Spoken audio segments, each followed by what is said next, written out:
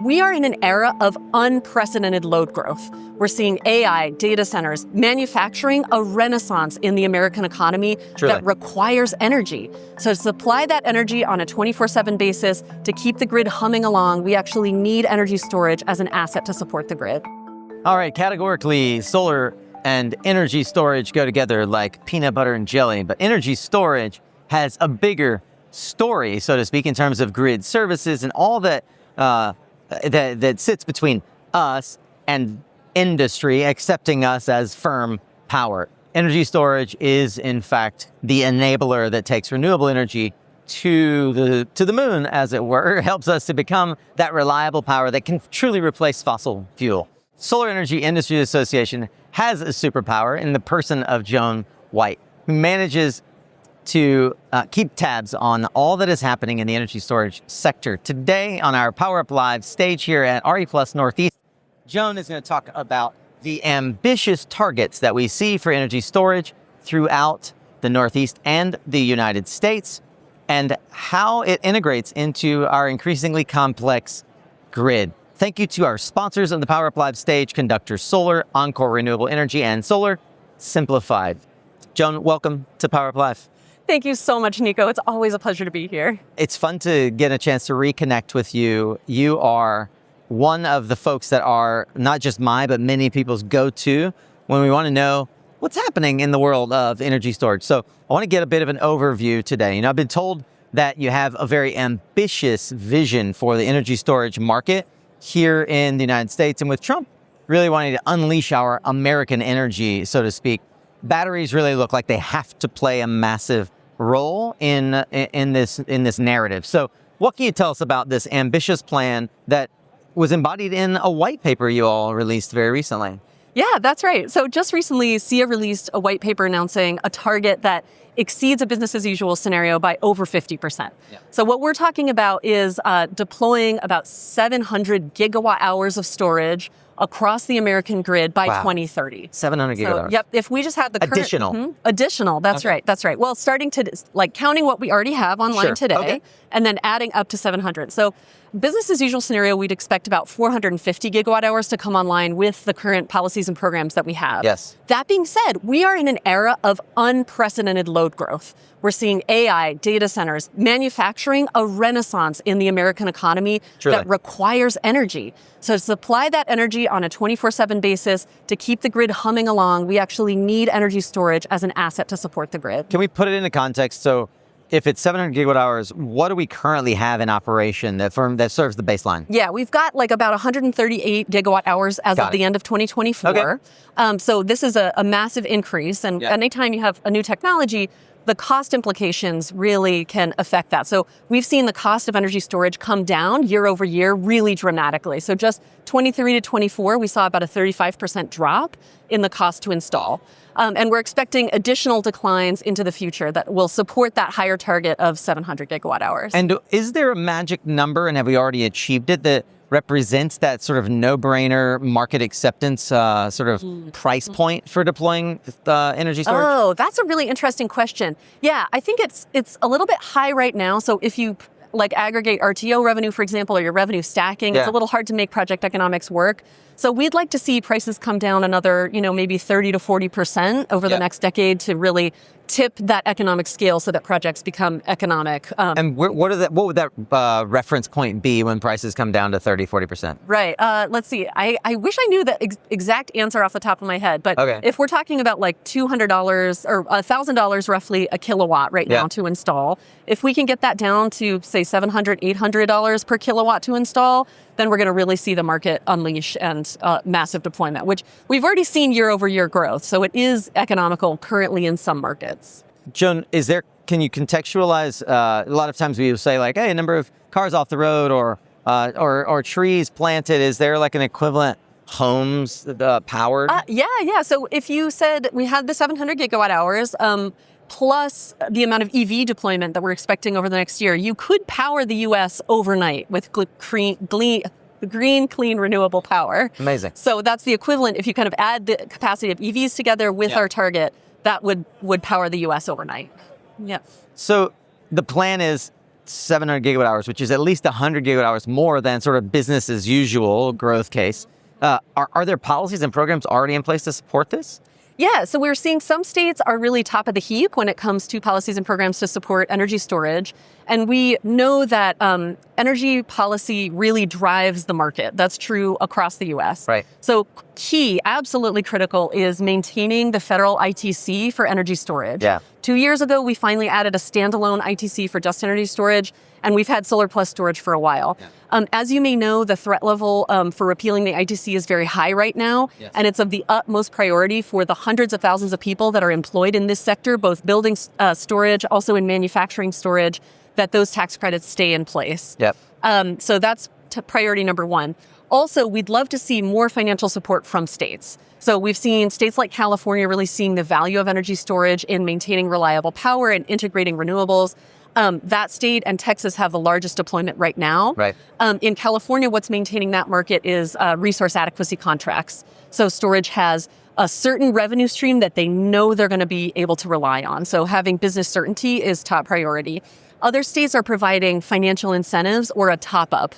So you participate in the wholesale market, and then you can get a little gravy on top of that to make your project pencil. Yeah. So states leading in that area are New York, we hope soon to be New Jersey, and Maryland as well. So really seeing that state support come forward is going to help provide the level of reliable power that Americans want and deserve. Yeah. Is the storage sector going to continue to be largely policy-driven, and therefore sort of federal or state government mandate-driven, the top-up programs, et cetera?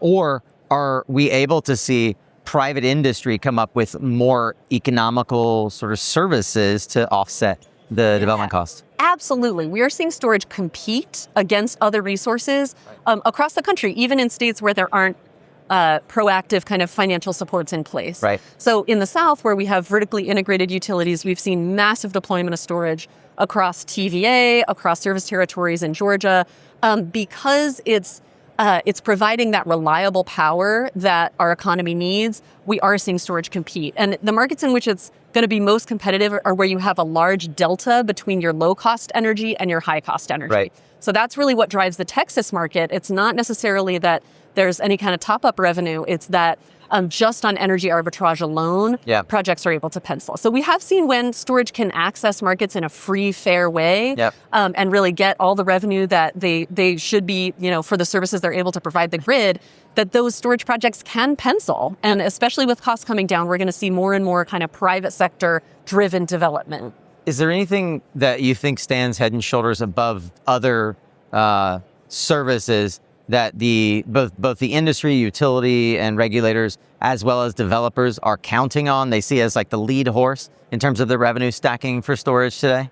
It somewhat depends on what market you're in, but the number one thing for utility scale is going to be resource adequacy. Okay. So that just means like on the peak day of the year, what's your electricity demand? You have to have resources to meet that. Yeah. And I'll tell you right now, it's a lot cheaper to build some storage resources to cover those few hours a year than a full-blown fossil thermal unit. So resource adequacy in the past was covered how? Usually we would have to build the number of power plants, like historically thermal plants, so that's natural gas, oil, not usually coal, that's more of a baseload resource. But we've seen combined cycle natural gas units covering those hours. Yeah. And what's tricky about that is that, like, if they're only running a few hours a year, you have to pay to upkeep the plant. You've got your capital expenditures. So it's a very expensive way to cover your peaks. There's employees that have to be there maintaining that equipment. Exactly. And a much cheaper and more reliable way to do that is to have energy storage that can just cover those few hours, make sure you've got enough megawatts on the system to cover your peaks. Yep. And when it's paired with solar, then you're talking about able to cover those peaks with low cost, low carbon. So often the peaker plants would get standby charges or standby fees just for having the resource available, and then they get fees on top when they do dispatch energy. Yes. That is something that I remember from my 10 years ago development days was just sort of like a Goldilocks scenario for renewable assets. Yeah, for real. Okay, this is like deep dive market dynamics. Like you're hitting on an issue that is close to my heart. There's how the capacity markets work. This is too much. No, keep going. You can walk out. Right. So how the nerd out. Nerd out. We're in nerd town here. How the capacity market works is that all the resources bid in, and then they get all paid out at that same rate, right? So you're competing against other resources, and that's the power of free market competition. But we've seen that grid operators are like, we're not getting enough resources, or we know we need to keep this unit online even though it's not economical. So they're getting out of market, aftermarket payments. And that really can undermine the free market competition that allows solar and solar plus storage to compete for resource adequacy contracts. So I think we need market reforms that really allow that revenue and that opportunity to flow to people who can provide it most economically, and that's solar and storage. And it sounds like increasingly we'll be able to retire some of these peaker plants. The problem historically, not only in the powerful lobby of the industries that own these assets and don't want to retire them early, is that they now have an administration that very much says, well, we can come up with as much capacity as you need because we're going to bring all these AI data centers online, et cetera. We can give all of these assets an extra 5, 10, 15 years of life so that effectively you have no stranded assets on the grid. I think that it would be really interesting to have a longer discussion about some of the politics that play behind the scenes that are sort of the invisible hand moving the market. But it is nonetheless encouraging that we're allowed to have renewables, batteries in particular, play at the level of resource adequacy, firm power, essentially providing guaranteed backup in the event that the grid needs to make a call for extra electricity. That's exactly right. Yep. Well, the incredible growth that we know will happen during the Trump administration, not necessarily because of Trump, but during his administration, is being driven by this technological leap that we're seeing. Do you presume that there are ways that the sort of politics or politicizing the industry could hamper this ambitious strategy or ambitious vision that we have for the industry? Yeah, I think that is a threat. I do see with the historic and tremendous load growth that we are poised to see, which we have not seen in like 3 decades. This is the highest level of load growth since World War II. We need all resources on the table. And there are some potential policy threats that are going to be maybe taking some resource options off the table, and specifically the import tariffs that we could be facing. So just recently, the administration announced a 10% import tariff on all goods from China. And then on top of that, we may see an up to 25% import tariff on steel specifically, and that might include like derivative products, so things that incorporate steel. And aluminum. So those are additive tariffs.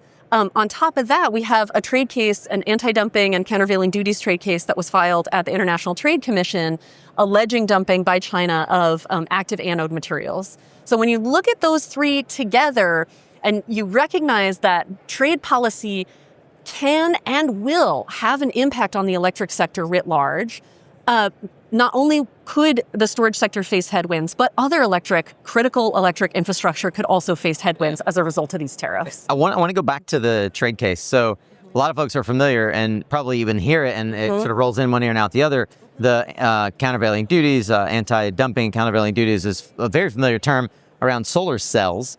I think I caught in your comment that there is an active case, not against solar cells, but against active anode materials inside storage products. So how can you contextualize like what part of the market, what percentage of the market that might entail? Yeah, so the anode itself constitutes like 35 to 40% of the overall cost of the battery. It's a very significant contributor to the overall cost of the battery. So if those countervailing duties go into place, they would apply to that portion of a completed battery system. The proposed countervailing duties are very high. It's like in the order of 800 to 900% price increase on just that component.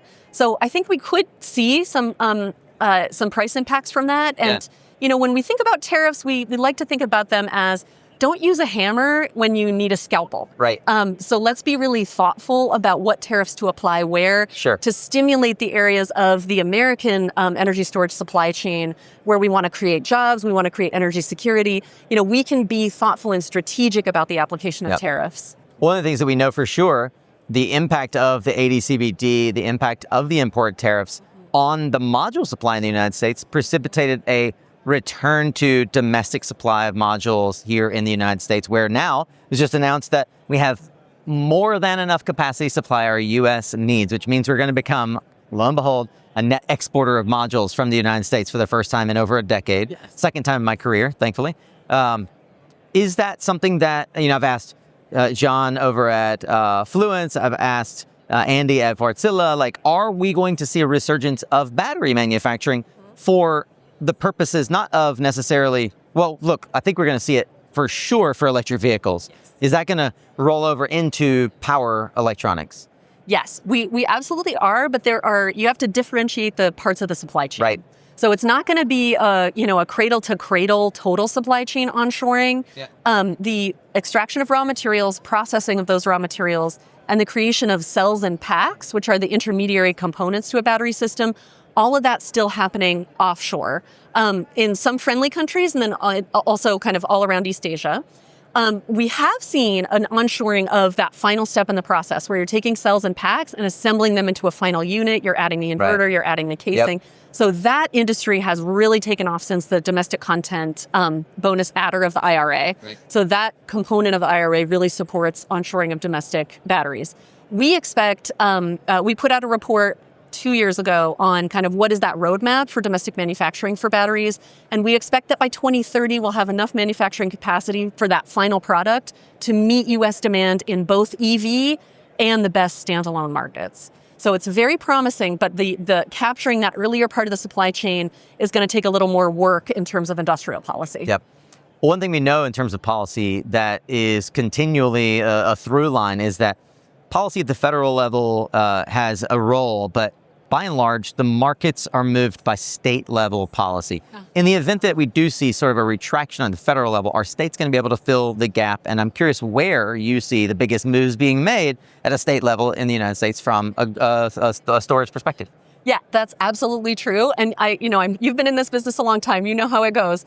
When one front closes down, it's a chess game. You go to another jurisdiction, you go to another option. And I've already seen and been contacted by state PUCs across the country, either PUCs or legislatures who recognize the contribution that energy storage can make to the resilience of their electric grid. And they're asking us, what can states do to step in the event that there's a void in energy policy at the federal level?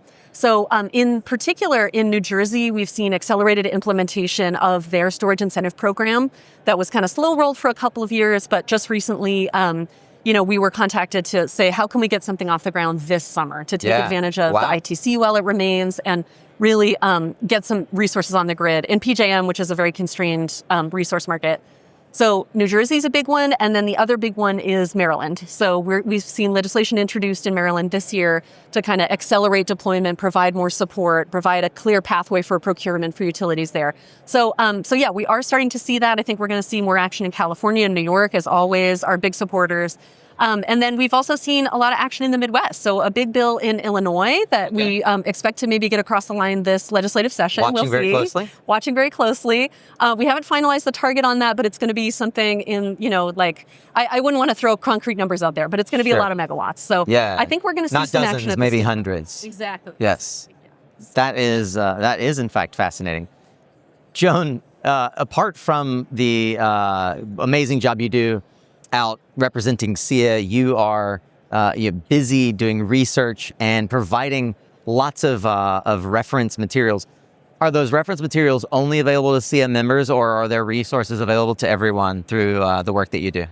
So we have a lot of resources for members. Yes. So definitely consider joining. There's I run a monthly committee where we do policy kind of expertise, and you can really get the latest and greatest. Yep. We do have free resources on our website. So the white paper that I talked about earlier, where we really lay out that target for 700 gigawatt hours by 2030, of that around 10 million residential systems that we'd like to see deployed. That roadmap and white paper is available for free on our website. Another resource that I want to let folks know is out there is we have a 50-state inventory of energy storage policies. Okay. So we just released that. It's free. It's available to everyone on our website. And you can kind of explore which markets you might want to expand into, kind of run your business model based on the kind of detailed information we've provided on state-level policy, from tax incentives and breaks to money on the table for energy services, for example. So I'd like to just point that out to everyone. To check out our website. It's all free. We'll certainly link to that as well, Joan. Thank you so much for taking time at the PowerUp Live stage to illuminate us Joan White is the Director of Storage Interconnection Policy for the Solar Energy Industry Association, SEIA, as we all call it. I do encourage you to not only get in the game of advocacy, but join SEIA, because there are so many resources, not just from Joan's team, but from the many different divisions of labor, as it were, throughout SEIA that are only available to members. Thank you for the free resources, and thank you for your time here to help us get more adequately sort of updated on this ambitious plan for energy storage. Thank you so much, Nico. It's always a pleasure to talk with someone who's so influential in the industry. We just appreciate the work you do for our industry so much. Thank you, Joan. Yeah, we'll talk again soon.